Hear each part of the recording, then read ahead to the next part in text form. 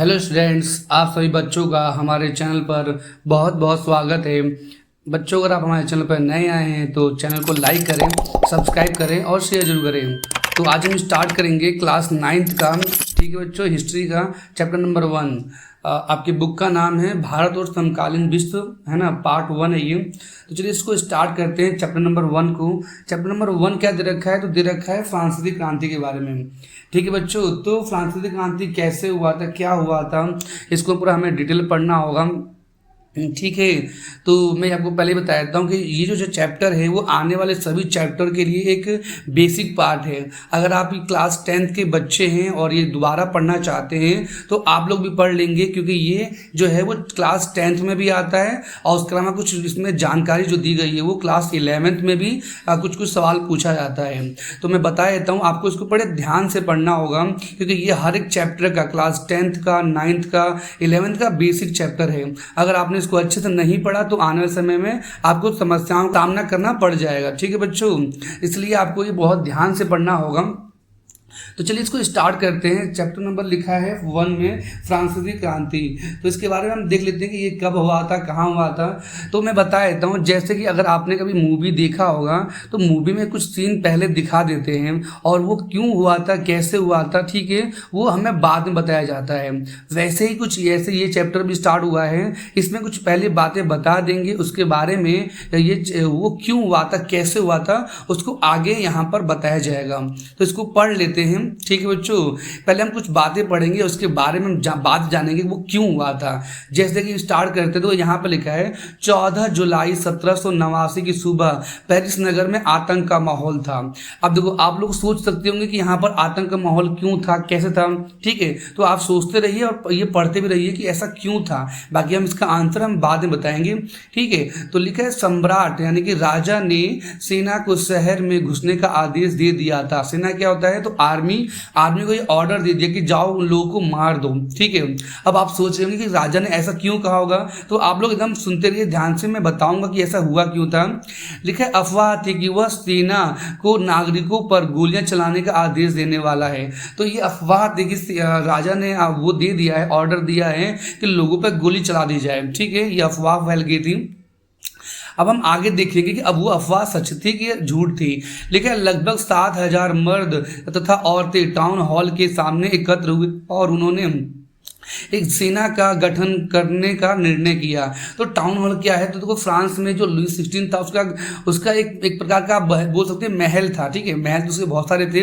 तो उसके town hall के सामने उन लोगों ने, है ना, इन लोगों ने तो 7,000 मर्द और औरत इन लोगों इकट्ठे हुए थे और उन्हें एक जन सेवा का गठन कर, जन सेवा का मतलब यहाँ पर ये बताया गया, एक पार्टी बनाया, एक ऑर्गेनाइजेशन बनाया। ठीक है, और उन्होंने कहा कि ये जब तक बनता रहेगा जब तक फ्रांस बिल्कुल आज़ाद ना हो जाए। तो उसमें 7,000 लोग शामिल थे, जिसमें मर्द और औरत थे।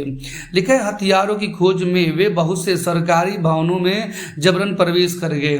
तो वो क्या बताया गया? हथियारों की खोज में, यानी कि हथियार उनको, वो लोग जो थे, वो 7,000 लोग थे, वो हथियारों की खोज में कहाँ पहुंच गए थे? तो सरकारी भवन में। सरकारी भवन क्या होता है? तो देखो, ऐसा भवन, ऐसा बिल्डिंग जो सरकार ने बना रखा हो, जैसे कि जेल हो गया या उनका महल हो गया। ठीक है, यानी राजा का महल हो गया। तो ये सब ये सरकारी था, तो उसमें लोग घुस गए थे, है ना, जबरन होता है, जबरदस्ती प्रवेश कर गए। लिखा है अंततः सैकड़ों लोगों का एक समूह पेरिस नगर के पूर्वी भाग की ओर चल पड़ा। ठीक है बच्चों, अब देखो पेरिस कहाँ पर है, तो मैं इसको बता देता हूँ। ये राजधानी है, किसकी राजधानी है? तो ये राजधानी है फ्रांस की। ठीक, देखो इस पेज में दिखाया गया है, ये फ्रांस है, ये फ्रांस है और उसकी राजधानी पेरिस है। तो आपको ये बात भूलना नहीं है, जो भी बात मैं बता रहा हूँ उसको अच्छे से आपको कंठस्थ से, यानी कि याद करना है इसको। तो बताया गया कि सैकड़ों लोग का एक समूह पेरिस नगर के पूर्वी भाग की ओर चल पड़ा। देखो यहाँ बताया ना पूर्वी भाग, तो देखो ये इस तरह से इधर की ओर जा रहे थे। देखो महल कहीं इधर रहा होगा, लेट को महल इधर था, तो वो इधर की ओर जा रहे थे। आगे आते हैं, तो आगे तो बता देता हूँ, यहाँ पर वो चल पड़े थे। बास्तिल किले की जेल को तोड़ डाला। तो बास्तिल क्या था? एक किला था, आपको भूलना नहीं है, ये एक किला था जहाँ भारी मात्रा में गोला बारूद मिलने की संभावना थी। तो ये किला ऐसा था जहाँ पर काफ़ी ज़्यादा यहाँ पर जो मुजरिम थे, जो कि कैदी थे, यहाँ पर बंद थे। तो लोगों ने क्या किया, यहाँ पर उन्होंने सोचा कि यहाँ पर वो मिलेगा, गोला बारूद मिलने की संभावना थी। जबकि गोला बारूद मिलेगा तो हम राजा के ऊपर ही हम उसको यूज़ करेंगे और राजा को मारेंगे। तो लिखा है हथियारों की कब्जे की इस सशस्त्र लड़ाई में बास्तिल का कमांडर मारा गया। अब कमांडर क्या होता है, तो जिस तरह से मान लो कि कोई घर का सिक्योरिटी गार्ड होता है किसी भी कंपनी का, किसी भी ऑफिस का, वैसे ही एक बहुत बड़ा किला था, तो इसका जो सिक्योरिटी गार्ड था वही है ना, उसको कमांडर बोला गया है, उसका मारा गया और कैदी छुड़ा लिए गए, कैदी को भी छुड़ा लिया गया। लिखा है यद्यपि उनकी संख्या केवल 7 थी, है ना, तो वहां पर जो कैदी थे वो कितने थे, टोटल 7 लोग ही थे, वो बंद थे। लिखा है सम्राट के निरंकुश शक्तियों का प्रतीक होने के कारण बास्तिल किला लोगों का घृणा का केंद्र था। यानी कि जिस तरह से अब मान लीजिए अगर राजा से लोग घृणा करते हैं, घृणा मतलब होता है हेट, अगर गुस्सा करते हैं तो राजा को देख कर, तो उसकी जो सारी चीजें हैं उनसे भी तो घृणा करेंगे, उनसे भी तो उनका कितना होगा, वो क्या होगा, तो लगाव बिल्कुल भी नहीं होगा, उनसे उनको हेट करेंगे। तो वही है, यहाँ पर वो किले से भी घृणा करते थे लोग, इसलिए किले को ढहा दिया गया। इन लोगों ने क्या किया, किले को ढहा दिया। कोई आप इस फोटो में देख सकते हैं ये जो किला है किस तरह से, कोई दोनों एंगल से दिखाया गया है कि किस तरह से लोग यहाँ पर इसको हटा रहे हैं, यानी कि इसको गिरा रहे हैं।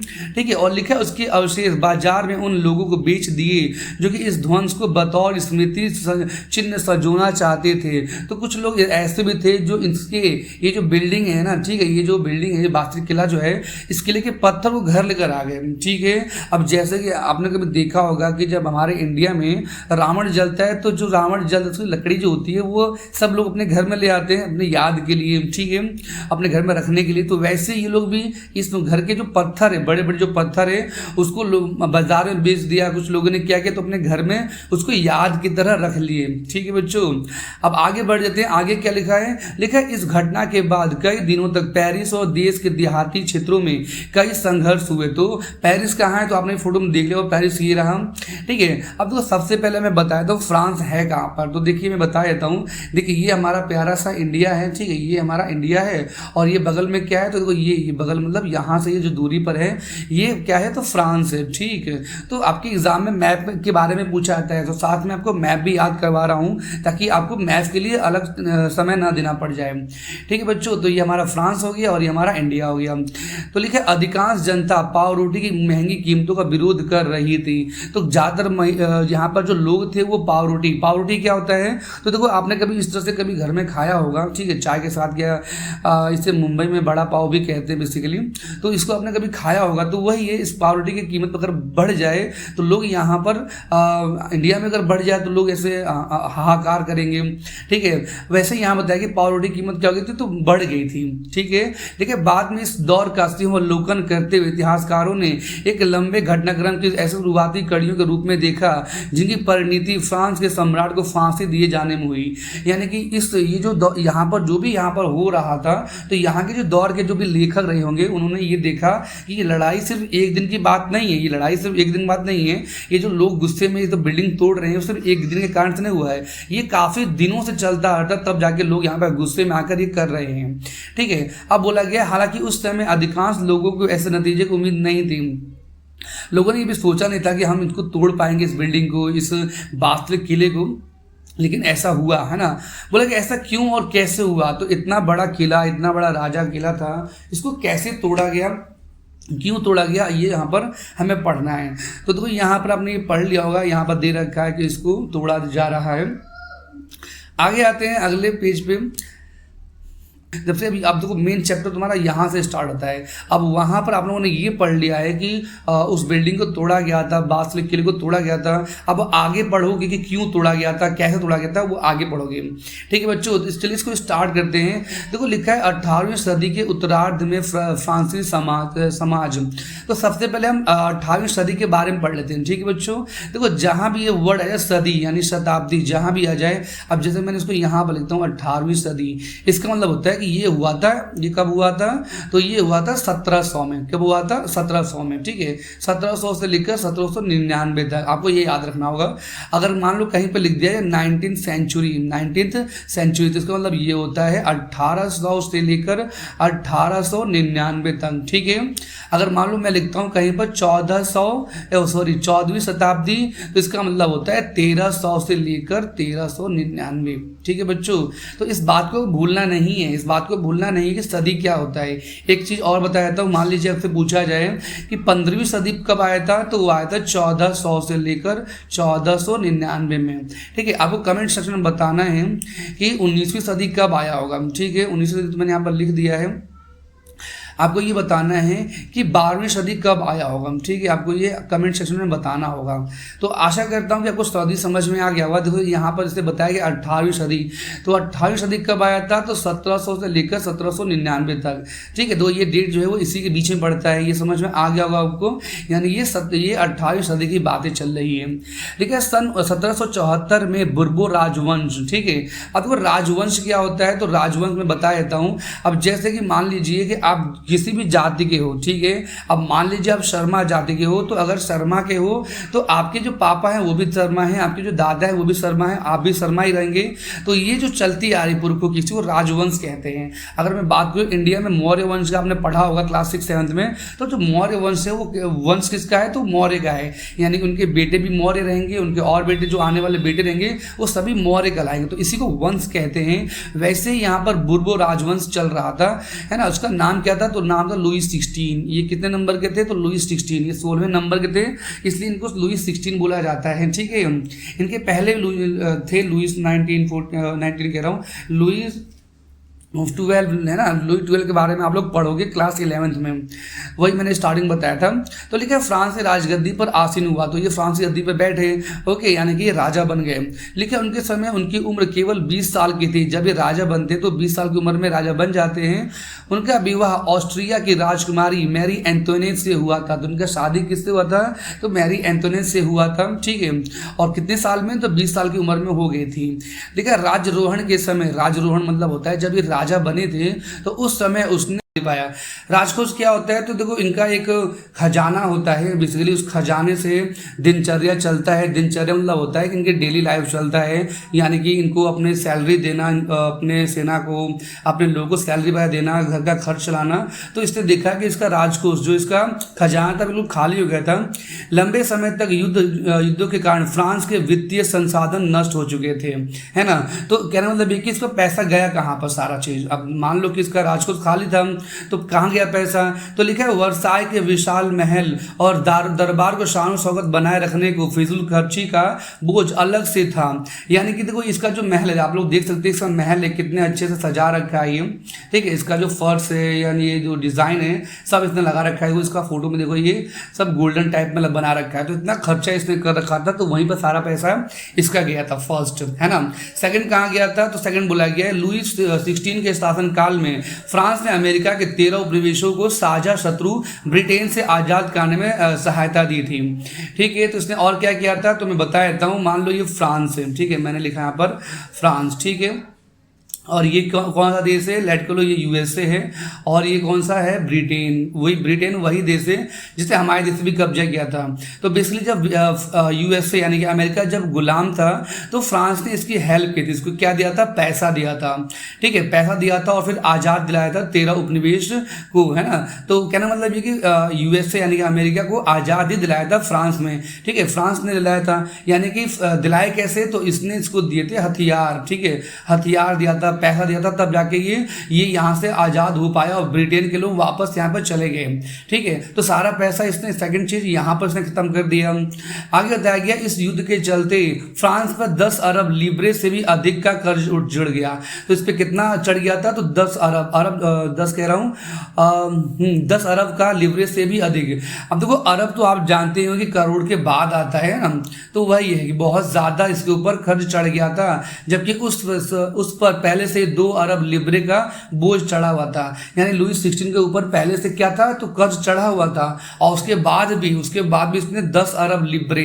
अब वो लिब्रे क्या होता है, तो यहाँ की मुद्रा है। मुद्रा क्या होता है, तो यहाँ का पैसा है। अब जैसे हमारे देश में क्या पैसा चलता है, तो चलता है रुपया, वैसे ही फ्रांस में चलता था लिब्रे, और आज देखा है तो अमेरिका में क्या चलता है, डॉलर चलता है। ठीक है बच्चों, तो वही ये यहाँ का करेंसी था।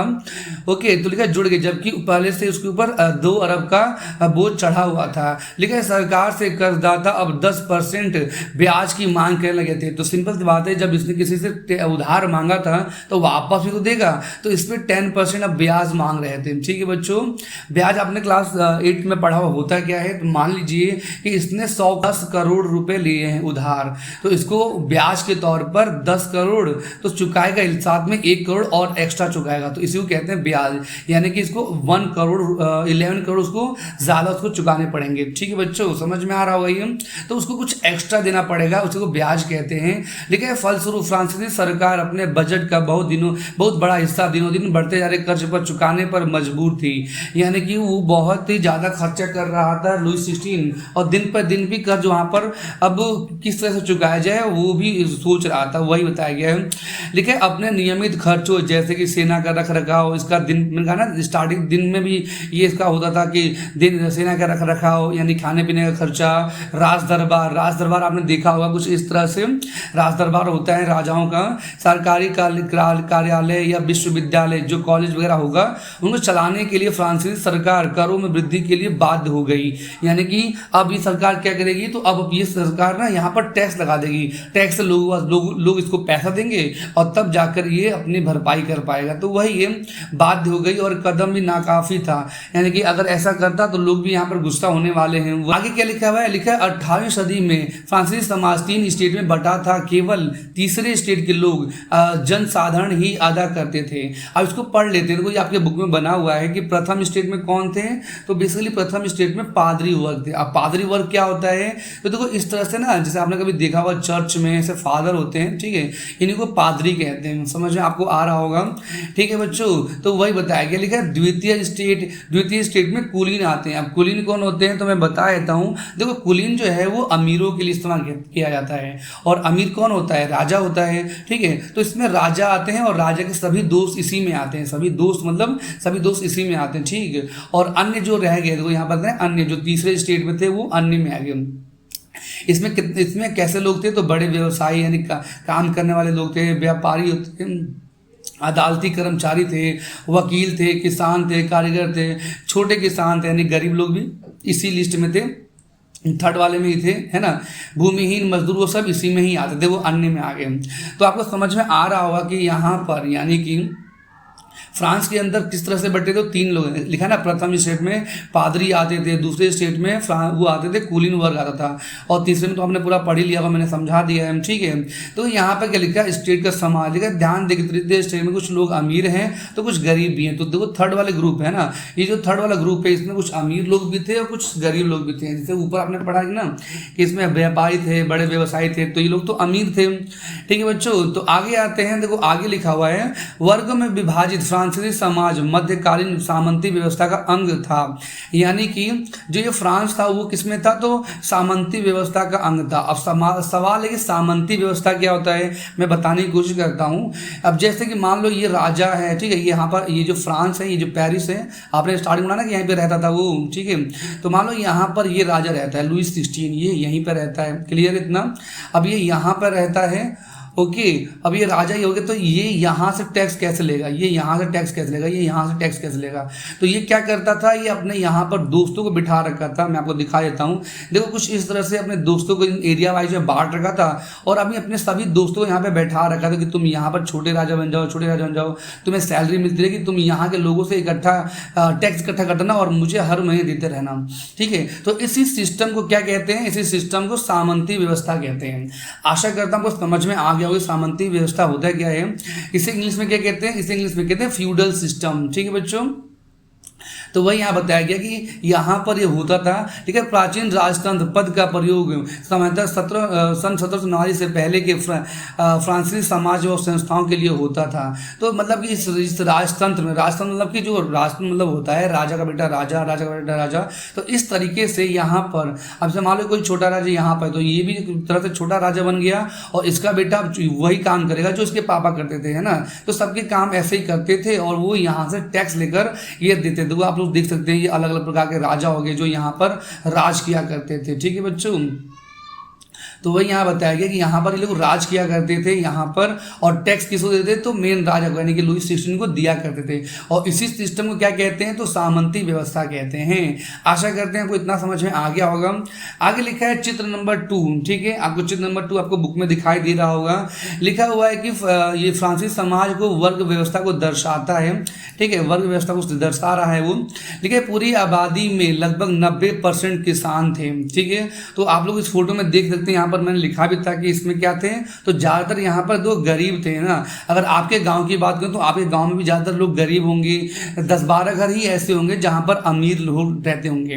तो वही तो यहाँ बताया कि ज़्यादातर यहाँ पर वो कहते हैं किसान का काम करते थे। इस जमाने में फैक्ट्री तो अभी आया नहीं था, ठीक है, तो ज़्यादातर काम कैसे करेंगे, तो यही करेंगे, किसान वाला काम करेंगे। लेकिन जमीन के मालिक किसानों की संख्या बहुत कम थी। इसका मतलब क्या है, तो जिनके पास जमीनें थी, जो अमीर था, ऐसा परिवार बहुत कम था। क्यों था, क्योंकि आपने देखा होगा कि हमारे गांव में जो 4-10-12 ऐसे परिवार होते हैं जिनके पास बहुत ज़्यादा धन होता है, है ना।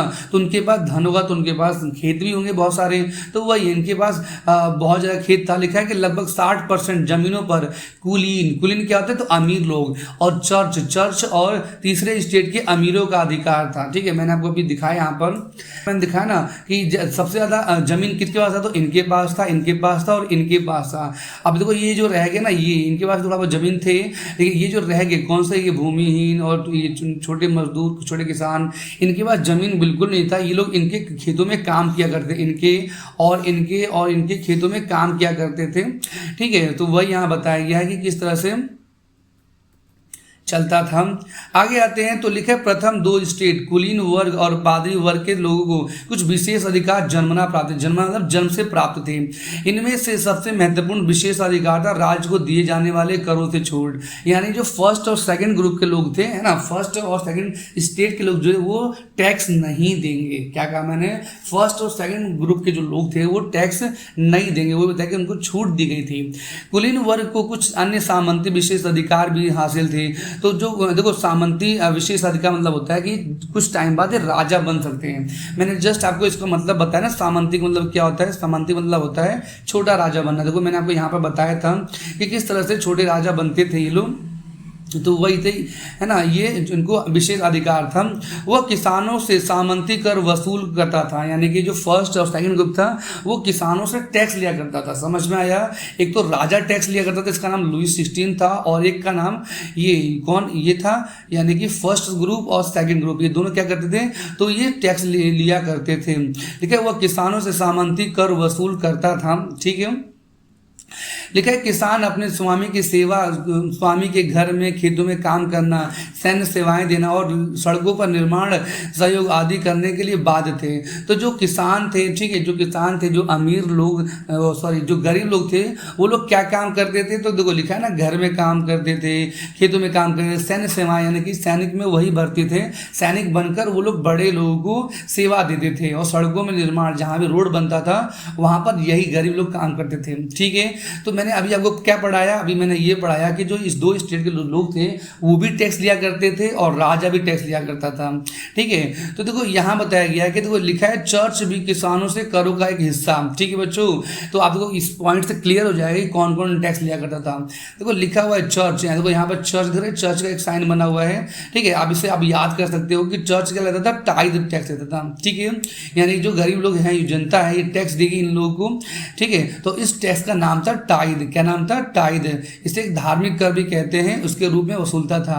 देखिए ऊपर से तीसरे स्टेट के तमाम लोगों, सरकार को तो कर चुकाना ही होता था। इन करों में टाइल, ठीक है, टाइल मतलब हो गया कि ऐसा टैक्स जो राजा लेगा, दोबारा सुनो अच्छे से, ऐसा टैक्स जो राजा लेगा उसे टाइल बोलते हैं, और एक ऐसा टैक्स जो चर्च लेगा, कौन, जो चर्च लेगा उसे टाइड बोलते हैं। बहुत सिंपल है ना। अब सवाल है कि इसको याद कैसे करेंगे आप, तो देखो यहाँ पर ये जो वर्ड है टाइल, आप लोग देख सकते हैं ये जो राजा है वो टाइल वाले घर में रहते हैं। ठीक है, ये तो आप ऐसे याद कर सकते हैं कि जो राजा है वो टाइल वाले घर में रहता होगा, इसलिए टाइल टैक्स लेता है, सिर्फ ये नाम दे रखा है। और टाइल में क्या क्या था, तो देखो टाइल में बोला गया प्रत्यक्ष कर था, ये है ना। प्रत्यक्ष कर मतलब कि किसी भी चीज़ की कीमत को बढ़ाकर टैक्स लेता था। और उसके अलावा बोला गया कि यहाँ पर अनेक अप्रत्यक्ष कर शामिल थे। अनेक अप्रत्यक्ष मतलब होता है जो उसमें दिखाई ना दे, ठीक है, जो सबसे लिया जाता था उसमें वही शामिल है। लिखा है अप्रत्यक्ष कर नमक और तंबाकू जैसी रोजाना उपभोग की वस्तुओं पर लगाया जाता। तो अप्रत्यक्ष कर क्या है कि नमक और तंबाकू, ठीक है, जो रोज पर इस्तेमाल किया जाता उस पर ये टैक्स लगता था। इस प्रकार राज्य के वित्तीय कामकाज का सारा बोझ करों के माध्यम से जनता वहन करती थी। यानी राजा तो कोई जॉब तो करता नहीं था, राजा सिर्फ अपना दरबार में बैठा रहता था, लेकिन दरबार को चलाता कौन था? तो यहाँ की गरीब जनता ही चलाती थी। आपको ये बात समझ में आ रहा होगा, क्योंकि वो लोग टैक्स देते थे और गरीब जनता के द्वारा वो उनका राजपाट चल रहा था। ठीक है, अब आप इस फोटो में देखिए, देखो ये बताया गया जो राजा है यानी कि लुई 16 है, वो गरीब से किस तरह से देखो यहाँ पर ये कुछ फल लेकर आ रहा है, यहाँ पे कुछ अनाज लेकर आ रहा है। ठीक है, अब देखो यहाँ पर एक वर्ड लिखा हुआ है, देखो यहाँ पर लिखा है शैतान को जितना दो उसका लालच उतना ही बढ़ता जाता है। ठीक है, तो देखो ये शैतान ही तो है, इसका लालच बढ़ रहा है। देखो बोला कि कुलीन व्यक्ति मकड़ा है। ठीक है, ये कुलीन व्यक्ति मकड़ा है, ओके, और किसान क्या है? मक्खी है। यानी कि इस मकड़े की जाल में, वो यहाँ पर देखे ना, इस मकड़े की जाल में कौन फंसा हुआ है? तो मक्खी फंसी हुई, तो ये फंस गया बेचारा। यहाँ पर तुलना की जा रही है, आप लोग समझ पा रहे होंगे कि यहाँ पे कोई तुलना किस तरह से की जा रही है। आगे आते हैं बच्चों, आगे क्या लिखा है? लिखा है जीने का संघर्ष। ये पढ़ लेते हैं कि जीने का संघर्ष यहाँ पे किस तरह से चल रहा था। तो देखो लिखा है फ्रांस की जनसंख्या सन 1715 में 2.7 करोड़ थी। आप इस फोटो में देखिए, 1715 जब डेट आया था तो 2.5 करोड़ थी, है ना, इतने करोड़ लोग रहते थे 1715 में। लेकिन जो सन 1789 में बढ़कर 2.8 करोड़ हो गई, यानी कि इस टाइम पर जनसंख्या बढ़ गई है ना, 50 लाख जनसंख्या बढ़ गई थी। तो लिखा है अधिकांश लोगों के मुख्य खाद्य पावरोटी की कीमत में तेजी से वृद्धि हुई। यानी कि यहाँ पर काफी तेजी से पावरोटी की कीमत बढ़ गई। मैंने आपको बताया ना कि पावरोटी की, जैसे हमारे इंडिया में रोटी खाते हैं वैसे फ्रांस लोग क्या खाते हैं? तो पावरोटी खाते हैं, आपने देखा होगा। ठीक है बच्चों, तो वही यहाँ पर इसकी कीमत बहुत ज़्यादा बढ़ गई। लेकिन अधिकतर कामगार कारखानों में मजदूरी करते थे, यानी कि जो लोग थे वो ज़्यादातर फैक्ट्री में काम करते थे और उनकी मजदूरी मालिक तय करते थे। ठीक है, तो यहाँ पर फैक्ट्री किस चीज़ की थी? तो खाने की, यानी ये जो था पावरोटी बनाया जाता था, तो वही मजदूरी मालिक तय करते थे कि कितनी सैलरी उनको, दिहाड़ी उनको कितनी दी जाए, ये सब मालिक ही तय करते थे। लेकिन मजदूरी महंगाई की दर से नहीं बढ़ रही थी, यानी कि महंगाई की जल्दी बढ़ रही थी और ये जो मजदूरी थी बहुत स्लो बढ़ती थी। अब इसका क्या मतलब? इसका मतलब ये है कि कोई चीज़ 2 रुपये का है तो 3 रुपये का अगले महीने हो जाएगा, फिर अगले महीने वो 4 रुपये का हो जाएगा। लेकिन उनकी सैलरी अगर मान लो 10 रुपये है तो 10 रुपये ही रहेगा, 10 रुपये ही रहेगा 2 सालों तक। यानी कि उनकी जो सैलरी थी वो नहीं बढ़ रही थी, लेकिन जो महंगाई थी वो बढ़ती जा रही थी, है ना। लिखा है फलस्वरूप अमीर गरीब की खाई चौड़ी होती गई। स्थितियाँ तब और बदतर हो गई, यानी और बुरी हो गई जब सूखे या ओले के प्रकोप से पैदावार गिर जाती। ठीक है, अब मान लीजिए किसी किसान का खेत खराब हो गया, तो यहाँ पर लिखा भी है कि अगर खेत खराब हो जाएगा तो अगर ये खराब ना होता तो उसको बेचकर, जो भी यहाँ पर अनाज है उसको बेचकर ये किसान क्या करता? पैसे लेता और उसको अपने जीवन में यूज करता। लेकिन जब उसकी फसल खराब हो गई है तो एक तो ये बेचारा किसी को टैक्स नहीं दे पाएगा, राजा को टैक्स नहीं दे पाया, ऊपर से इसको परिवार तो चलाना है, तो वो चलाना भी मुश्किल हो जाएगा। ठीक है, अब जब नहीं हो पाएगा तो यहाँ पे कहना कि अब गरीब गुरबा पावरोटी नहीं खा पाएंगे। जब वो अपना खाना ही नहीं खा पाएंगे तो एक टाइम क्या वो मर जाएंगे। ठीक है, आप जानते हैं कि जब कोई व्यक्ति खाना नहीं खाएगा तो मर जाएगा, और मरने से उसकी बॉडी सड़ जाएगी और वहाँ पर बढ़ जाएगा एक बीमारी जिसे महामारी बोलते हैं। ठीक है, वही बताया कि महामारी फैल जाएगी और इससे जो व्यक्ति जो वहाँ पर जिंदा हो, ठीक है, जो भी खा भी रहे होंगे, जो जिंदा भी रहेंगे उनको भी बीमारी लग जाएगी और वो भी मर जाएंगे। तो वही बताया कि इससे रोजी रोटी का संकट पैदा हो जाता। ऐसे जीविका संकट प्राचीन राजतंत्र के दौरान फ्रांस में काफ़ी आम थे। तो इस टाइम पर बहुत सी दिक्कतों का सामना करना पड़ रहा था। काफ़ी आम का मतलब होता है कि यहाँ पर ये दूसरे दिन तीसरे दिन ऐसे लड़ाई झगड़े या कीमतें बढ़ती रहती थी। इस तरह से लोग काफ़ी बहुत ज़्यादा परेशान हो गए थे। ठीक है बच्चों, आप लोग इस फोटो में देख सकते हैं यहाँ पर जनसंख्या किस तरह से बढ़ रही है। आगे आते हैं नेक्स्ट टॉपिक में क्या है, देखो आगे लिखा हुआ है उभरते मध्य वर्ग ने विशेष अधिकारों के अंत में कल्पना की। ठीक है, अब इसका क्या मतलब है? इसका मतलब मैं बता देता हूँ। देखो यहाँ पर बोला गया है कि अब उभरते मध्य वर्ग होता है मिडिल क्लास है। अभी तक आपने मिडिल क्लास के बारे में नहीं पढ़ा था, मैं बता देता हूँ। देखो अभी यहाँ पर आपने पढ़ा था, क्या क्या पढ़ा था यहाँ पर? तो यहाँ पर आप लोगों ने पढ़ा था फर्स्ट ग्रुप, सेकेंड ग्रुप और थर्ड ग्रुप, यानी कि फर्स्ट स्टेट, सेकेंड स्टेट और थर्ड स्टेट। फर्स्ट स्टेट में कुली पादरी थे और सेकेंड सेकंड में कुलीन थे और थर्ड में अन्य जनता थी।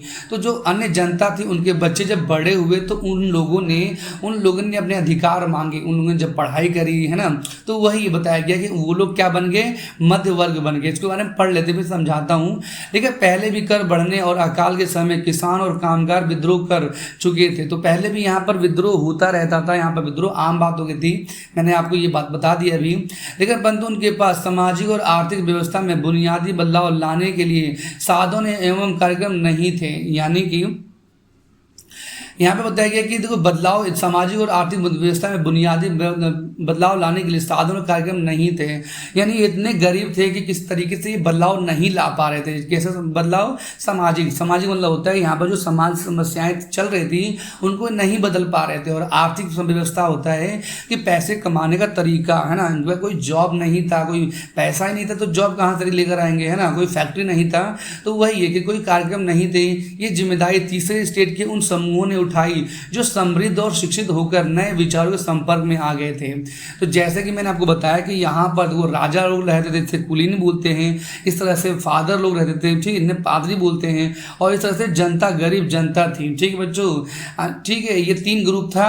लेकिन चौथी ग्रुप तो इस तरह से आए थे। इन लोगों ने क्या किया, ये जो गरीब जनता है ना, इन गरीब जनता के बच्चे जो पढ़ लिख कर अब वो आगे बढ़े और थोड़े जब अमीर बने तो उन्हीं को बोला गया है, उन्हीं को क्या बोला गया है, समृद्ध और शिक्षित होकर नए विचारों के संपर्क में आ गए। इन्होंने जब पढ़ाई पढ़ी, जब इन्होंने देखा कि हमारे साथ तो भेदभाव हो रहा है और जो अमीर लोग के बच्चे उनका कोई भेदभाव नहीं हो रहा है, तो वही है यहाँ बताया गया है।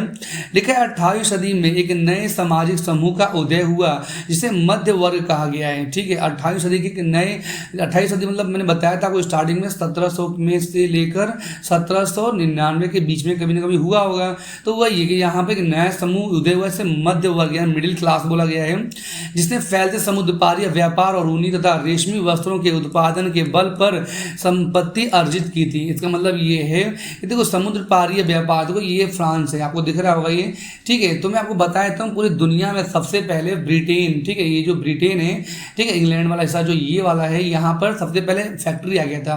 तो समुद्र पार देखो बताया ना कि यहाँ पर क्या आ गया था, फैक्ट्री आ गया था।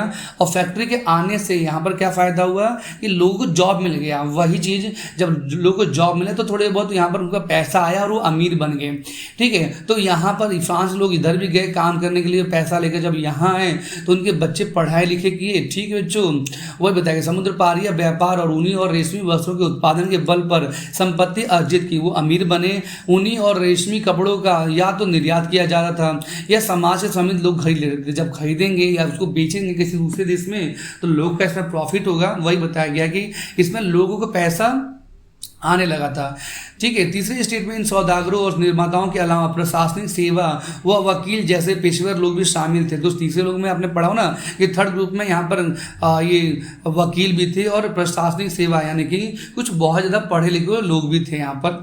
ठीक है, ये सभी पढ़े लिखे लोग थे। ठीक है, और इनका मानना था कि समाज के किसी भी समूह के पास जन्मना अधिकार नहीं होना चाहिए, विशेष अधिकार नहीं होना चाहिए। तो ये जो बच्चे अब बड़े हुए, इन लोगों ने कहा कि इनके पास कोई विशेष अधिकार नहीं होना चाहिए। ठीक है, तो वही यहाँ बताया गया कि ये देखो, ये बताया गया कि किस तरह से उन्होंने काम करके इंग्लैंड के अंदर या फ्रांस के अंदर भी अगर फैक्ट्री आई हो तो किस तरह से वो काम करके अपने आप को आगे किया उन्होंने। देखिए, किसी भी व्यक्ति की सामाजिक हैसियत का आधार उसकी योग्यता ही होना चाहिए।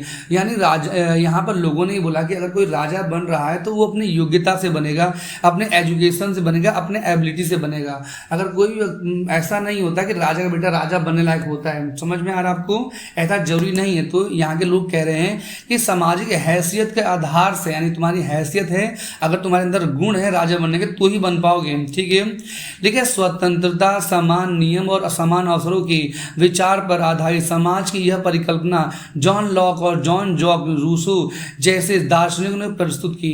यानी कि इस तरह की जो सोच थी, यानी कि भेदभाव जो हो रहा है, यानी कि ये राजा का बेटा राजा नहीं बन सकता।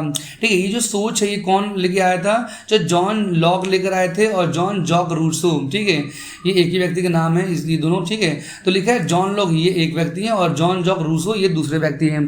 तो इन लोगों ने अपने किताबों के माध्यम से अपनी सोच को दूसरे लोगों तक पहुंचाया और ये बताया कि इस तरह से सही नहीं है। ठीक है बच्चों, लेकिन रूसो जैसे दार्शनिक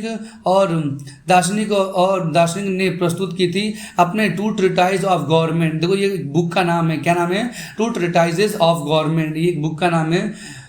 आगे आते हैं जिसे लॉक ने, ठीक है, लॉक कौन था तो आपको देख सकते हैं यहाँ पर भूलना है, जॉन लॉक, इन्होंने ये किताब लिखी थी, ये आपको याद रखना होगा, आपको भूलना नहीं है। तो जॉन लॉक ने किताब लिखी थी, इसने राजा के दैवी और निरंकुश अधिकारों के सिद्धांत का खंडन किया था। यानी इन्होंने कहा था कि राजा का इस तरह से नहीं होना चाहिए जिस तरह से यहाँ पर अभी है। ठीक है, राजा अपनी मनमानी कर रहा है तो वही हम बताएंगे किस तरह से राजा को नहीं होना चाहिए। आगे आते रूसो, ये दूसरे व्यक्ति है। रूसो ने इसी विचार को आगे बढ़ाते हुए जनता और उनके प्रतिनिधियों के बीच एक सामाजिक अनुबंध पर आधारित सरकार को एक प्रस्ताव रखा। तो सरकार को एक बातें बताई कि इस तरीके से जिस तरह से आप मनमानी कर रहे हो उसमें मनमानी ना किया जाए। किसी और व्यक्ति नाम लिखा हुआ, लिखे मॉन्टेस्क्यू ने द स्पिरिट ऑफ लॉज नामक रचना में सरकार के अंदर विधायिका, कार्यपालिका, न्यायपालिका के बीच सत्ता विभाजन की बात कही। ठीक है बच्चों, तो ये दूसरे व्यक्ति, इनका नाम था मॉन्टेस्क्यू। ठीक है, इनकी बुक का नाम तो क्या लिखा है? मॉन्टेस्क्यू, ये इनका नाम है ये, और इनकी बुक का नाम था द स्पिरिट ऑफ लॉज। ये किताबें हैं। तो इस किताब में क्या बताया गया है? इसमें बोला गया है सत्ता का विभाजन। ठीक है, क्या लिखा है? सत्ता विभाजन। इसका मतलब ये है, होता है, मैं बता देता हूँ, जैसे आपने कभी देखा होगा पुराने फिल्मों में, है ना, तो फिल्मों वगैरह में हमने देखा होगा कि राजा ही सारी चीज काम करता था। जैसे कि अगर किसी को फांसी देना हो तो वो खुद बोलता था कि सिपाहियों इसको फांसी पर लटका दिया जाए, या कोई नया कानून लेके आना तो वो खुद लेकर आता था, या कोई भी चीज करना हो, लागू करना हो तो खुद किया करता था। कल से ऐसा रूल होगा, अगले साल से ऐसा रूल होगा। ठीक है, तो एक व्यक्ति यानी राजा खुद सारे काम किया करता था। किसका काम? विधायिका मतलब होता है कानून बनाना, तो वो खुद बनाता था। कार्यपालिका होता है कानून को लागू करना, ठीक है, और न्यायपालिका होता है न्याय दिलाना। तो तीनों काम खुद करता था। लेकिन यहाँ पर ये अंकल कह रहे हैं कि इसको विभाजन कर दो, यानी सबका काम अलग अलग बांट दो। समझ में आ रहा है बच्चों? तो वही इनको बांटने की बात यहाँ पर कही थी। देखिए, जब संयुक्त राज्य अमेरिका में आपने ये पढ़ा था ना कि अमेरिका आज़ाद हुआ था, तो जब ये आज़ाद हो गया तो यहाँ के 13 उपनिवेशों ने ब्रिटेन से खुद को आज़ाद घोषित कर दिया। तो वहाँ पर इसी मॉडल की सरकार बनी। आपने भी स्टार्टिंग पढ़ा था कि अमेरिका को आज़ादी किसने दिलाया था? तो फ्रांस ने। तो फ्रांस को भी ऐसा ही करना चाहिए, क्योंकि अमेरिका ने इसी मॉडल पर सरकार बनाया है, यानी इन तीनों को अलग ही कर दिया है। ठीक है, विधायिका काम विधायिका करेगी, कार्यपालिका काम कार्यपालिका करेगी, और न्यायपालिका काम न्यायपालिका करेगी। देखिए, फ्रांस के राजनीतिक चिंतकों के लिए अमेरिकी संविधान और उसमें दी गई व्यक्तिगत अधिकारों की गारंटी प्रेरणा का एक महत्वपूर्ण स्रोत है। तो मतलब ये कि फ्रांस के राजनीतिक चिंतकों के लिए, यानी कि जो फ्रांस के जो लोग थे वो बोल रहे थे कि अमेरिका को फ्रांस ने ही आज़ादी दिलाई है, लेकिन अमेरिका अब हमसे आगे जा रहा है और आज हम वहीं के वहीं रह गए हैं। तो उसको देखकर ये अमेरिका के लोग क्या है, एक प्रेरणा ले रहे थे। ठीक है बच्चों, प्रेरणा लोग सीख रहे थे। ठीक है, आगे लिखा है दार्शनिकों ने इस विचारों पर कॉफ़ी हाउसों व सैलून की गोष्ठियों में गर्मा गर्म बहस हुआ करती थी। तो देखो, आज के टाइम पर तो मीटिंग हम लोग पर्सनली करते हैं, पर उस ज़माने में देखो लोग ऐसे कॉफ़ी हाउस में, आप लोग देख सकते हैं यहाँ पर कॉफ़ी हाउस में किस तरह से यहाँ पर काफ़ी तो लोग बैठे हुए हैं और मीटिंग चल रही है। सैलून क्या होता है? तो जहाँ पर आपके बाल कटते हैं, ठीक है, जहाँ पर आप नाई के पास जाते हैं तो उसको सैलून बोलते हैं। तो वही वहाँ पर मीटिंग हुआ करती थी कि किस तरह से राजा को हटाया जाए, राजा किस तरह से काम कर रहा है, वही है। ठीक है, और पुस्तकों के माध्यम और अखबारों के माध्यम से इनका व्यापक प्रचार प्रसार हुआ। किसका प्रसार हुआ? तो इस किताब का प्रचार हुआ कि किस तरह से सरकार को काम करना चाहिए, है ना बच्चों? आपको ये दिख रहा होगा। तो वही है, पुस्तकों में लिखा गया, पुस्तकों और अखबारों में को लोगों के बीच जोर से पढ़ा जाता है। तो यहाँ पर कोई व्यक्ति खड़ा होता है, मान लो ये व्यक्ति पढ़ रहा है, ठीक है, ये पढ़ रहा है, तो जो यहाँ के आजू बाजू लोग होंगे जो उधर होंगे वो लोग भी सुनेंगे इस बात को। ठीक है, तो वही बताएंगे ताकि अनपढ़ भी उन्हें समझ सके। इसी समय लुई 16 द्वारा राज्य के खर्चों को पूरा करने के लिए फिर से कर लगाए जाने की खबर से विशेष अधिकार वाली व्यवस्था के विरुद्ध गुस्सा भड़क उठा। तो यानी कि अब यहाँ पर राजा क्या करने वाला था? तो फिर से टैक्स बढ़ाने वाला था, और ये बात जब लोगों ने सुना तो उनको गुस्सा एकदम सातवें आसमान पर जा पहुंचा। तो चलिए बच्चों इसको स्टार्ट करते हैं। सेकंड पार्ट है ये, सेकंड पार्ट फ्रांसीसी क्रांति का सेकंड पार्ट है ये। इसको स्टार्ट करते हैं। देखो यहाँ लिखा है क्रांति की शुरुआत, ठीक है। तो क्रांति की शुरुआत किस तरह से होती है, जैसे आपने इस चैप्टर के अंदर स्टार्टिंग में पढ़ा होगा कि वहाँ पर दंगे वगैरह हुए थे, बिल्डिंग को जला दिया गया था, तो वो कैसे हुआ था अब हम पढ़ेंगे। देखो लिखा हुआ है, पिछले भाग में आप देख चुके हैं कि किन कारणों से लुई 16 ने कर बढ़ा दिए थे। आप ये जानते हैं कि किस कारण से बढ़ाए थे। ठीक है, क्या आप सोच सकते हैं उसने ऐसा क्यों किया होगा, तो देखो सीधा इसका आंसर है क्योंकि वो कर्ज चढ़ गया था, इसलिए कर्ज को चुकाने के लिए वो ऐसा कर रहा था। ठीक है, प्राचीन राजतंत्र के तहत फ्रांसीसी सम्राट अपनी मर्जी से कर नहीं लगा सकता था, तो अपनी मर्जी से टैक्स लगाएगा नहीं। वो क्या करता था, वो मीटिंग कराता था। ठीक है, इसके लिए स्टेट जनरल प्रतिनिधि सभा की बैठक बुलाकर नए करों के प्रस्ताव की मंजूरी लेनी पड़ती थी। तो स्टेट जनरल क्या था, तो प्रतिनिधि सभा था। ठीक है, अब ये क्या होता है तो मैं बताया था, तो कुछ इस तरह से मीटिंग हुआ करती थी। ठीक है, यहाँ पर राजा बैठेगा, यहाँ पर राजा के दरबारी रहेंगे, यहाँ पर जनता रहेगी, यहाँ अलग जनता है ना, अमीर गरीब ऐसे अलग अलग बैठते थे। तो वही यहाँ बताया गया कि इन सबसे मंजूरी लेनी पड़ती थी। ठीक है, स्टेट जनरल एक राजनीतिक संस्था थी, तो यहाँ पर लिखा है राजनीतिक संस्था थी जिसमें तीनों स्टेट अपने अपने प्रतिनिधि भेजते थे। ठीक है, प्रतिनिधि मतलब होता है अपने लोग भेजते थे। अब मैं आपको एग्जाम्पल समझाता हूँ। ठीक है, अब देखो यहाँ पर देखो प्रथम स्टेट में पादरी वर्ग थे, तो इसमें से 300 लोग आते थे यहाँ पर। ठीक है, अब देखो कुलीन वर्ग लिखा है, तो यहाँ पर भी 300 लोग आते थे। और जो तीसरा स्टेट है, तीसरे स्टेट में कितने लोग आते थे, तो यहाँ पर 600 लोग इसमें से आते थे। ठीक, लेकिन प्रॉब्लम ये थी कि इसमें लोग वोट डालेंगे तो बराबर हो जाएगा। ठीक, अब देखो यहाँ पर इसमें से कोई एक आता था, इसमें से कोई एक आता था, और इसमें से भी कोई एक ही आता था। उसी को कहते हैं प्रतिनिधि। उसको क्या कहते हैं, उसको प्रतिनिधि कहते हैं। तो देखो इसमें से इनसे पूछा जाता कि क्या टैक्स बढ़ेगा, तो आपको क्या लगता है पादरी मना कर देगा? नहीं, बिल्कुल भी नहीं। तो ये क्या बोलते थे, हाँ टैक्स बढ़ना चाहिए। और ये क्या बोलते थे, हाँ ये भी बोलते टैक्स बढ़ना चाहिए। लेकिन गरीब जनता क्या बोलती थी कि नहीं, टैक्स नहीं बढ़ना चाहिए। तो आप खुद देखिए कि यहाँ पर कितने लोग जीत गए हैं, आप खुद बताइए। तो देखो यहाँ पर 2 लोगों ने हाँ बोल दिया है, यानी 2 लोगों की बात सुनी जाएगी। और ये जो जनता है, गरीब जनता जिन्होंने मना किया कि टैक्स ना बढ़े, क्योंकि टैक्स तो इन्हीं को देना था, टैक्स ये तो थोड़े नहीं देते थे, ये लोग टैक्स नहीं देते थे। तो यहाँ पर वही प्रॉब्लम हुई थी कि इस तरह से वोटिंग हुई थी। इसको पढ़ लेते हैं। सबसे पहले लिखा हुआ है फ्रांसीसी सम्राट। ठीक है, क्या लिखा हुआ है, फ्रांसीसी सम्राट लुई 16 ने 5 मई 1789 को नए करों के प्रस्ताव के अनुमोदन के लिए स्टेट जनरल की बैठक बुलाई। प्रतिनिधियों की मेजबानी के लिए वर्साय के आलीशान भवन को सजाया गया। ठीक है, तो ये महल है, यहाँ पर सजाया गया था इसको बैठने के लिए।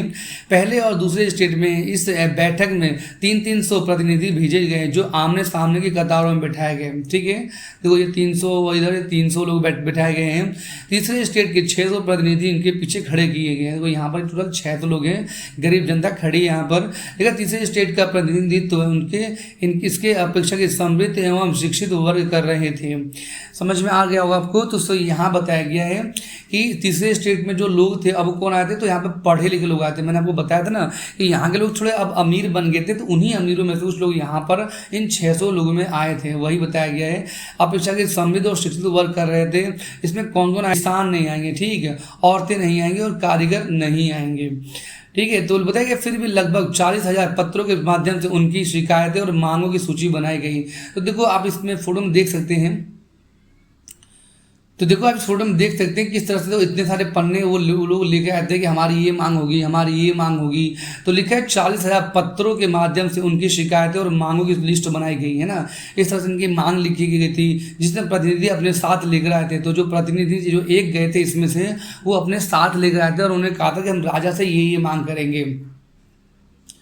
आगे लिखा हुआ है स्टेट जनरल के नियमों के अनुसार प्रत्येक वर्ग को एक मत देने का अधिकार था। ठीक है, ये मैंने आपको बता दिया है अभी पहले ही कि इसमें से 300 लोग आते थे। ठीक है, फर्स्ट समूह में से 300 आते थे, सेकंड समूह में से 300 आते थे, और थर्ड समूह में से क्या थे, तो टोटल 600 लोग आया करते थे। इस बार भी लुई 16 इसी प्रथा का पालन करने के लिए दृढ़ प्रतिज्ञ मतलब उसने पहले से सोच रखा था कि मैं भी इस बार भी इसी तरीके से टैक्स बढ़ाऊंगा। ठीक है, परंतु तीसरे वर्ग के प्रतिनिधियों ने मांग रखी कि अब की बार पूरी सभा द्वारा मतदान कराना चाहिए। यानी कि यहाँ पर जो आप जैसे मैंने आपको बताया ना, यहाँ पर फर्स्ट ग्रुप से कितने आए थे, तो आए थे 300 आए थे, सेकंड से आए थे हमारे पास 300, और जो थर्ड ग्रुप था उसमें से भी आए थे हमारे पास 600। तो यहाँ पर अब की बार ये हुआ कि इन लोगों ने, ये जो ग्रुप था थर्ड ग्रुप, इन लोगों ने ये कहा कि अब की बार जो वोट है वो तीनों सबसे करवाया जाए, सबसे, किसी एक को बुलाकर नहीं, सबसे कराया जाना चाहिए, जिसमें प्रत्येक सदस्य को एक मत देने का अधिकार होगा। यह एक लोकतांत्रिक सिद्धांत था जिसे मिसाल के तौर पर रूसो ने अपनी पुस्तक द सोशल कॉन्ट्रैक्ट में प्रस्तुत किया था। ठीक है बच्चों, तो पेपर में आगे सवाल ये आ सकता है कि इस तरह से जो लोकतांत्रिक सिद्धांत, जो डेमोक्रेसी का रूल है, वो किसने बताया था? तो बताया था रूसो ने अपनी पुस्तक द सोशल कॉन्ट्रैक्ट में। ठीक है बच्चों, तो इस बुक में बताया था।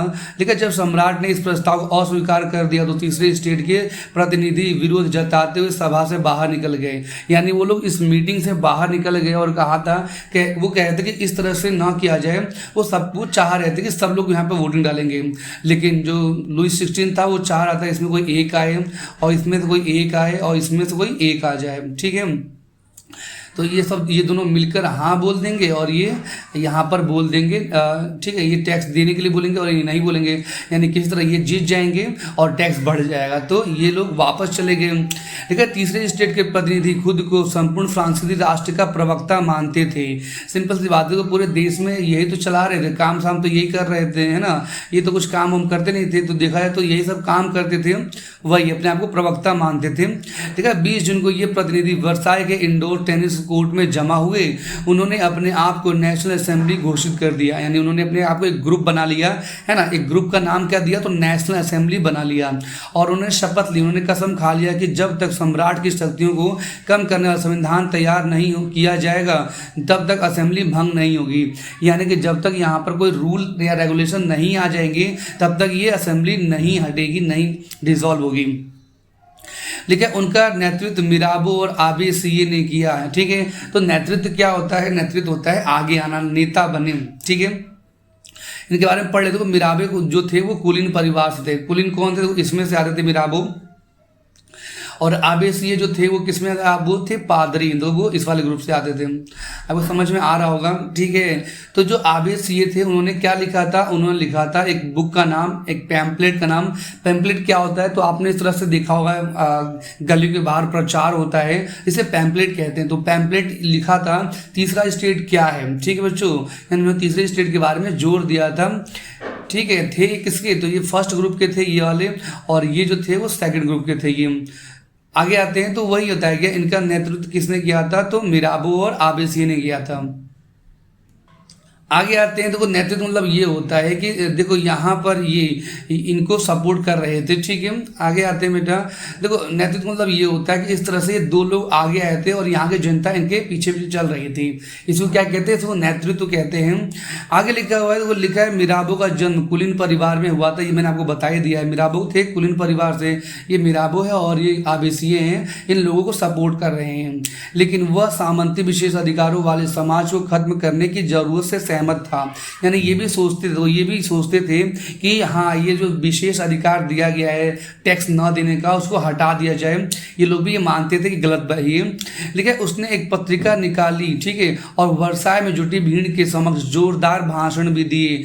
आबेसीए मूलतः पादरी था। ठीक है, तो वही मैंने बताया दिया आपको स्टार्टिंग में।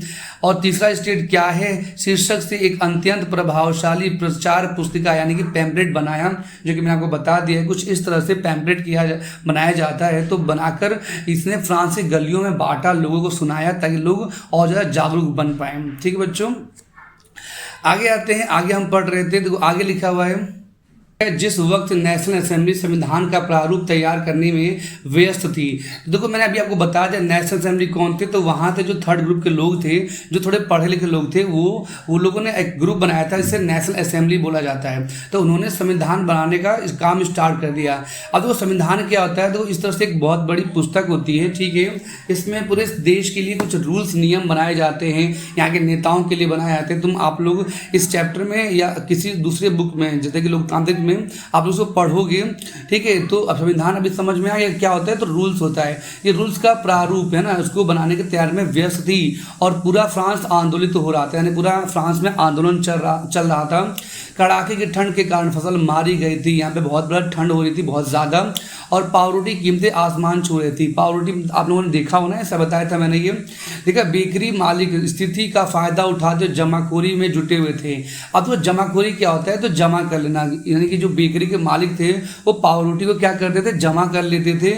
और जब बोलते थे कि मार्केट में पावरोटी नहीं है और फिर उसको 1-2 दिन बाद बाहर निकालते थे तो बोलते थे कि इसकी कीमत बढ़ गई है। और कीमत जब बढ़ जाती थी तो लोगों को गुस्सा आता था। तो इस तरीके से जो दुकान वाले थे वो बहुत ज़्यादा प्रॉफिट कमाते थे। जो 10 का 20 का आता था उसको 50-60 रुपये करके वो बेचते थे। इस तरह से वो जमाखोरी करते थे। लेकिन बेकरी की दुकानों पर घंटों के इंतजार के बाद गुस्साई औरतों की भीड़ ने दुकान पर धावा बोल दिया। तो अगर वो उन महिलाओं को, यानी जो लाइन में लगकर बेकरी में या पावरोटी के लिए इंतजार करते थे, तो उनको गुस्सा आ गया, उन्होंने धावा बोल दिया। दूसरी तरफ सम्राट ने सेना को पेरिस में प्रवेश करने का आदेश दे दिया था। क्रुद्ध भीड़ ने 14 जुलाई को बास्टिल का धावा बोलकर उसे नेस्तानाबूद कर दिया। तो मैंने आपको चैप्टर में बताया था कि वहाँ पर फ्रांस का जो बास्टिल किला था वो क्यों तोड़ा गया था, तो इसीलिए ही तोड़ा गया था। अब आपको समझ में आ रहा होगा कि किस लिए उसको तोड़ा गया था, क्योंकि लोग वहाँ पर बहुत ज़्यादा गुस्से में आ गए थे। एक तो राजा ने टैक्स बढ़ा दिया था और दूसरा क्या किया था, दूसरा यहाँ पर इसका कीमत बढ़ गई थी, पावरोटी की कीमत बढ़ गई थी। इस कारण लोगों को गुस्से में आकर वो बास्टिल किले पर धावा बोलकर तोड़ दिया था। ठीक है, ये आपको समझ में आ गया होगा।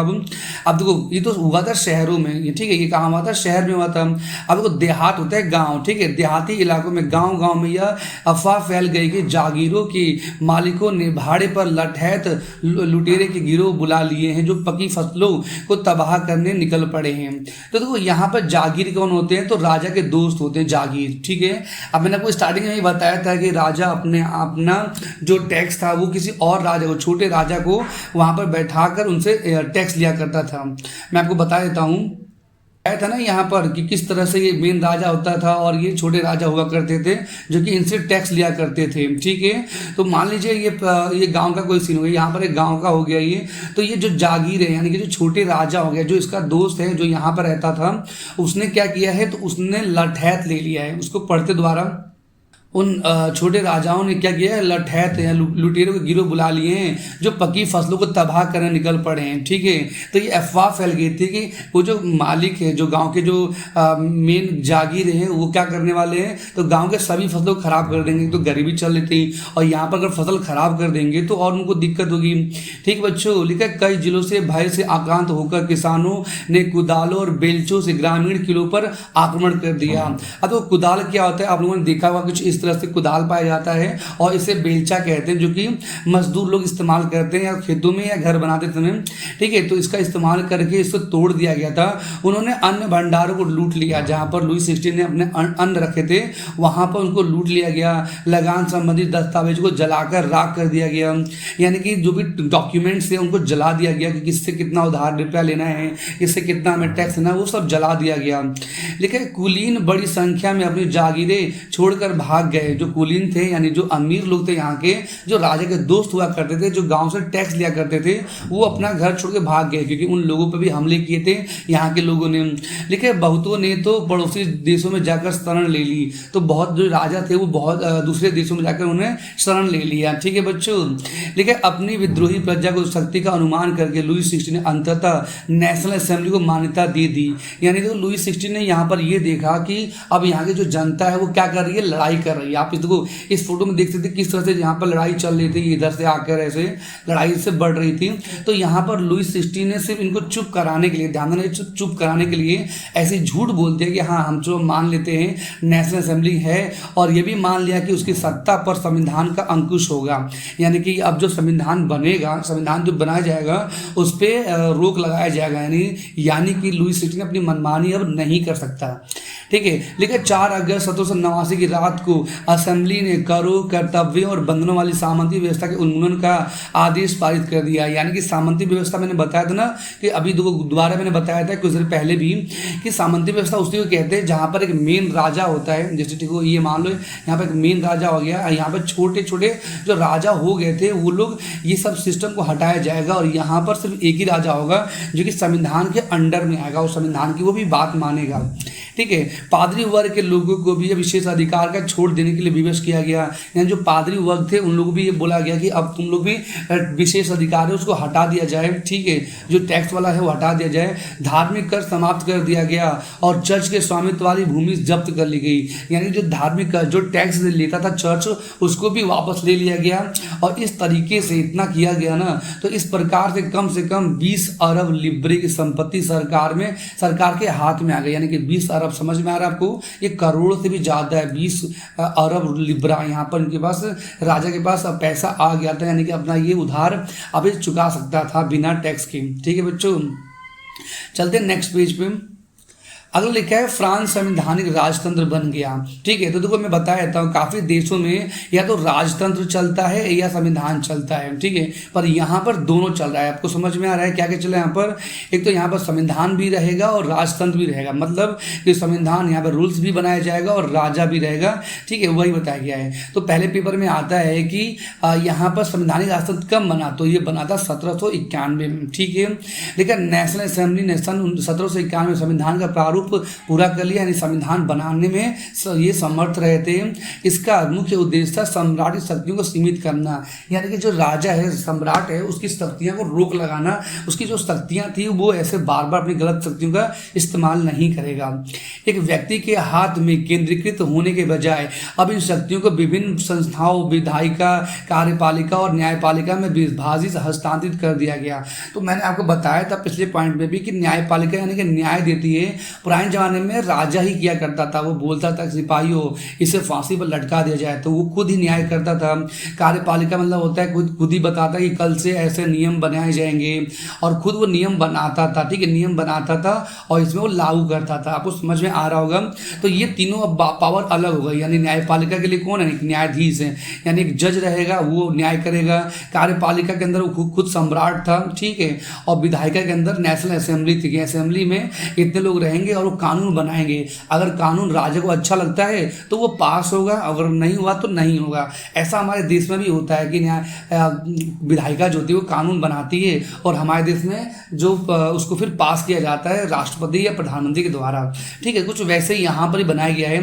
तो लिखा है चित्र नंबर 7 में दिखाया गया कि नई राजनीतिक व्यवस्था कैसे काम करती है, ठीक है, तो मैंने आपको बता ही दिया। तो आगे देखो यहाँ पर एक वर्ड लिखा है सक्रिय नागरिक, पेपर पूछा था सक्रिय नागरिक क्या होता है, तो मैं बता देता हूँ। देखो लिखा है मताधिकार प्राप्त लोग, यानी 2.8 करोड़ की जनसंख्या में लगभग 40 लोग थे। देखो इसमें ये होते हैं कि जो लोग वोट डाल सकते हैं उनको सक्रिय नागरिक बोलते थे। क्या बोलते थे?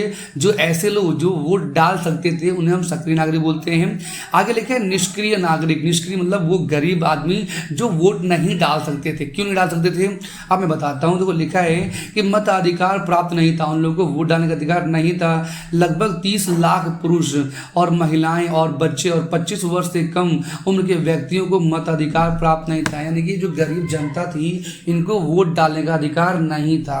अब सवाल ये है कि कौन लोग वोट डाल सकते हैं? तो जो लोग अपने 3 दिन की सैलरी इकट्ठा कर पाते हैं ना, मान लो कि इनके पास 500 रुपये, 500 रुपये और 500 रुपये, इन्होंने 3 दिन की सैलरी 1500 रुपये इन्होंने जुटा लिया है या इकट्ठा कर लिया है। तो राजा को अगर मान लो किसी चीज काम के लिए जरूरत पड़ी तो वो उसको दे पाएगा राजा को, चाहे वो टैक्स मांगता है चाहे कुछ भी कर पाता है। कहने का मतलब ये है कि अगर वो 3 दिन की सैलरी इतना कमा लेता है ना, जितना राजा ने कहा है उतना, उसके बाद उसको हम वोट डालने का अधिकार दे देंगे। ये बात जो मैं बता रहा हूँ फिर आगे दोबारा आएगा तो दोबारा आप उसको सुन लेंगे, ठीक है बच्चों। आगे आते हैं, देखो यहाँ पर लिखा भी है, ठीक है, सन 1791 के संविधान ने कानून बनाने का अधिकार नेशनल असेंबली को सौंप दिया गया। यानी यहाँ पे कानून कौन बनाएगा? तो नेशनल असेंबली बनाएगी। देखिए नेशनल असेंबली अप्रत्यक्ष रूप से चुनी जाती थी। अप्रत्यक्ष मतलब कि जनता नहीं चुनती थी, ठीक है, और अप्रत्यक्ष मतलब होता है कि जनता इसको नहीं चुनती थी। अब वो चुनता कौन था वो आगे देखते हैं, ठीक है। मैं बता देता हूँ कि यहाँ पर नेशनल असेंबली तो ये रही, ठीक है। नेशनल असेंबली में कितने लोग थे? तो 775 लोग थे। जैसे आपने अपने लोकतांत्रिक वाली बुक में 8th में पढ़ा होगा या 9th में भी पढ़ लिया होगा, जैसे कि हमारे देश में लोकसभा में कितने लोग होते हैं? तो 545। मैं यहाँ पर लिख देता हूँ लोकसभा में कितने होते हैं? लोकसभा में 545 होते हैं, और राज्यसभा में कितने होते हैं? तो होते हैं 245 मैक्सिमम, ठीक है बच्चों। उसके अलावा एक प्रेसिडेंट भी होते हैं, यहाँ पर लेता हूँ प्रेसिडेंट, यानी कि हमारे राष्ट्रपति जी होते हैं यहाँ पर, ठीक है, तो वो साइन करते हैं। कुछ इसी तरीके से यहाँ पर कितने लोग थे, तो 745 सदस्य इसमें शामिल थे। तो वही ये इनको चुना किया जाता, तो अप्रत्यक्ष रूप से चुना जाता था। सर्वप्रथम नागरिक एक निर्वाचन समूह को चुनाव करते थे जो पुनः असेंबली के सदस्यों को चुनते थे, ठीक है। तो यानी कि यहाँ पर देखो ये जो मंत्री है, ये मंत्री इनको चुनते थे, समझ में आ गया, इनको चुनते थे और ये आपस में एक दूसरे के ऊपर कंट्रोल किया करते थे।